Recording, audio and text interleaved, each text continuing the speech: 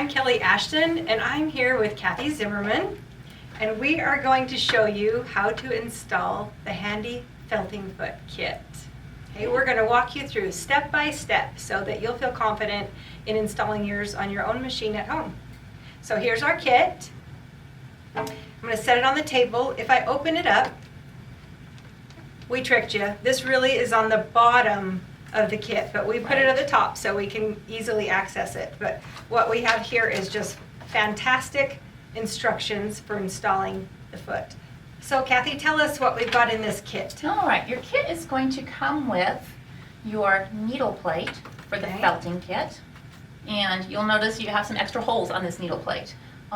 You have your 2 holes that attach it to the machine, and then you have 2 new holes, and that is so that your felting needles can go in and out of the hook area without hitting the bobbin case. We're going to readjust the orientation of those needles with this kit. That makes sense. All right. And what else have we got in here?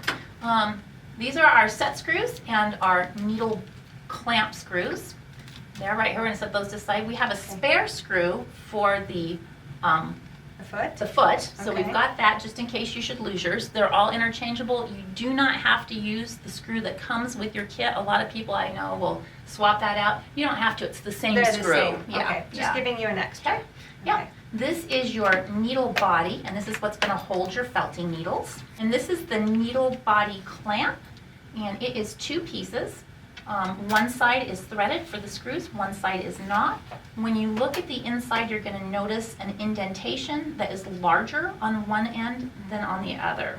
So the larger side is going to go up always. Okay. So you mean up when you're putting it on the machine? Yes, when we're installing it, that's going to go up. Okay. All right, that makes sense. We have our beautiful new foot. It's very similar to our glide foot. It moves very smoothly like that. It is higher than the glide foot, and that is to protect your fingers and keep them away from the needles. Okay? Always thinking of safety, aren't we? We have 3 sizes of needles in 3 different gauges.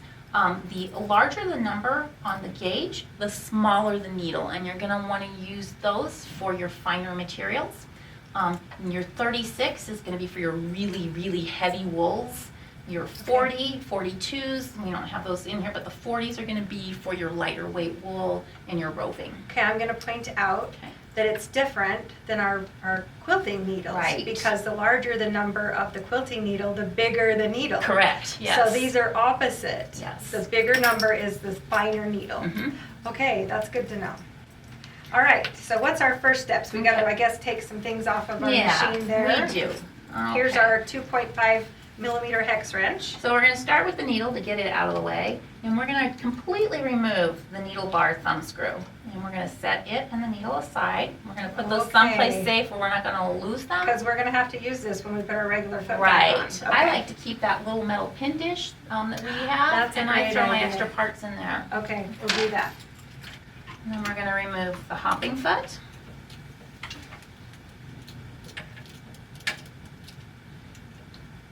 And we're going to keep that screw in there. Now remember that this is a spring-loaded foot. When I get that screw loose, I can raise the foot and it's just going to pop right off. It's magic. Okay.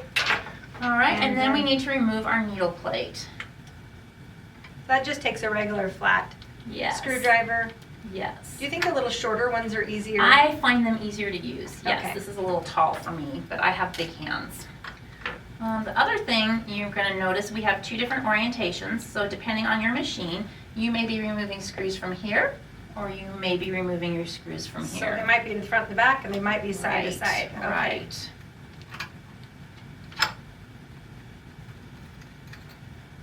Perfect. Okay. We're going to reuse these, so we're going to keep those here. Okay, we'll set that to the side with our stuff we want to keep.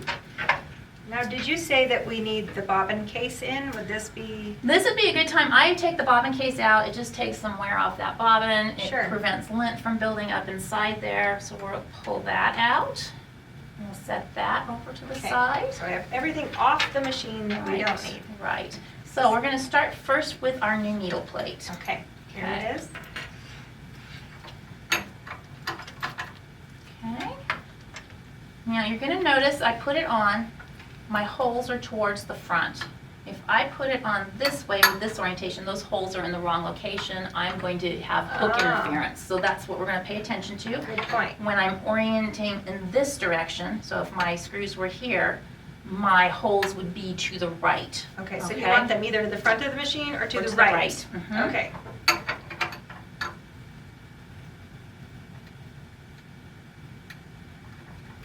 I always start these with my fingers because it's just easier to get them in there. And then once I get them part way down, I'll grab that screwdriver and tighten them up. You're much better at that than I am. Lots of practice.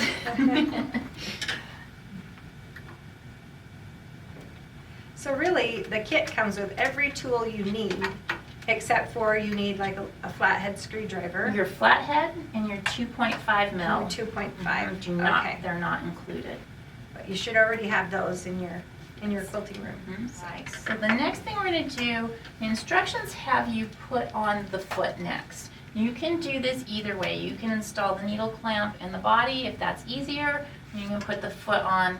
Doesn't matter. It's just kind of personal preference. Okay. But we're going to end up putting all on at some point. So we're going to do the foot first. Get your 2.5 Alright. back. This is one. It's one of the plastic feet. We want to tighten this. We want it tight enough that it's not going to fall off, but we don't want to crank it down so that it's going to stress so that. don't do that extra Don't do that crank extra that you crank. normally do. Mhm. Okay. Okay. So the next thing we're going to do is we are going to take our needle body and we're going to install the needles. These do not come installed. And you have your little bag of screws. We have generously given you 3 extra screws. These are very tiny. I recommend you do this over your table if you're on a non-stationary long arm. Have something under Have you, whether something it's your underneath quilts. you, whether it's Yeah. a quilt, a piece of paper, something white where you can see them, not that black tabletop. If you drop those in your carpet, they're going to be mighty hard to They're find. gone, yeah. You get this nice screwdriver in your kit. It's the perfect size for these little set screws. You can pop a screw right on the head of that, and it will stay. It's pretty firm fit. You're going to grab your needle, and on the bottom, you've got 5 little holes. You can put 1, 2, 3, 4, or 5 needles in here, depending on the thickness or the width of the material you're felting. Okay, so if I had a really fine strip of something I was felting, I would just use 1 or 2 1 or 2. needles. Mhm. It Yep. would just do less damage to the fabric that you were felting onto. Right, because it's going through the straight fabric and not a fiber as well. Yeah. It's going to damage that top Okay. material a little. Okay. And these you're going to tighten so they're finger tight. Again, we don't want to crank it down super hard. You Okay. just want to turn it till it's nice and finger tight there. And the next one is going to go right in here. Now when I start getting more than 3 needles in here, I like to get a pair of tweezers or pliers. Little jeweler's pliers are really nice to hold that needle and push it into place. Because once you get 3, it's a little harder for fingers to get in there. Okay, tighten that down. And so we would continue like that all the way around. Okay. Okay. All right, so then you put that needle body, at this point, you put that up into, So we're The going to clamp? set it to the side for now, okay. and we'll put it into the clamp after we get the clamp installed. Take him out. We've already got one in here. We're going to just remove him really quickly. Our little set screw in the needle bar clamp. Right there, we just loosened that. I would go ahead and install this screw before we start. Just put it in so it's sticking out. Don't tighten it all the way down. It's one of those little tiny black It's another one of the ones? little black ones. Okay. And I would put that screw in. I would start this screw right here. And that is the one furthest away from the clamp where it goes on the needle bar. Okay, so when you put your clamp together, you're just going to put the big circle. So you're going to put it together so it makes 2 circles. Yes, and you are going to put the screw in closest to the small circle. Just finger, just till it grabs. You don't want it tight. We want it to be able to flex and come apart. Oh, I see. Okay. Okay, and we're going to slide that over the needle bar. And we're going to kind of eyeball where that needle body is going to go into the smaller hole on the clamp and kind of try and basically line it up just a little bit with the hole that we've got down here for the felting needles. Okay. Okay? So we're trying to line up this hole with where the needles are going to go down Doesn't through have the to be plates. perfect right now because we're going to make that fine adjustment once the needle body's in there. Now you don't want to tighten these all of the way down until they're both in, and then we'll tighten them Can I all do the it way. from Yeah, here? can you get it? And then And then I'll tighten. Okay.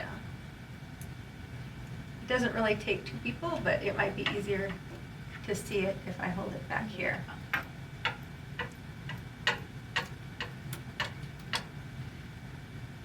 And this one I'm not tightening all the way, right? Right, we're just gonna Okay. tighten part way. We're gonna get it on there. Now, we're gonna, this one, go ahead and tighten this one all the way. We don't have to have the Not yet. shank in there Not yet? Not Okay. yet. Okay. That's gonna give us so it's a little firmer. We can still spin it. I need to loosen a Okay, little bit. just a hair. Which one? This guy, just a hair. Okay. Perfect. So we can still spin. Okay. Now we're gonna take our needle body, and on your needle body, you're gonna notice that there is a flat on your shank. Oh. That flat is going to go towards this set screw, okay? Now, the natural inclination of that piece when we tighten the set screw is it's gonna shift if I don't have it quite right, so you don't have to be perfect. As soon as I start to tighten that screw on the flat, It's it's gonna gonna fall right into place. turn that flat part right Oops, to the I'm right into the spot. wrong one. There we go. So we're going to that one right So it's that there. black little set screw that you're tightening that will tighten the shank Yes. up in the clamp. So it's in there. Okay. We want it tight enough that it's not gonna work its way out or fall out. Okay. We want it in there fairly tight. Now that we've got that, Kelly's gonna help me out here, so I don't have to Okay. get up. And I'm gonna eyeball those needles in that I'm hole. Just gonna move the And you're needle gonna bar. gently, very slowly, okay, and I am gonna shift it so it's centered in that hole. Okay, does Okay. it look pretty good? Yeah. And then we're Here, gonna let me hold it so they can, tighten that back one. this back screw right here, Mhm. now we can tighten that up so that it won't rotate anymore. How's Okay, that? perfect. You always want to make that adjustment before you run the machine. Otherwise, you're going to be in for a rude awakening. Thank you so much for walking us through that, Kathy. It really Anytime. helps to be able to have that visual Yes. and walk through that step-by-step process. So enjoy your felting foot.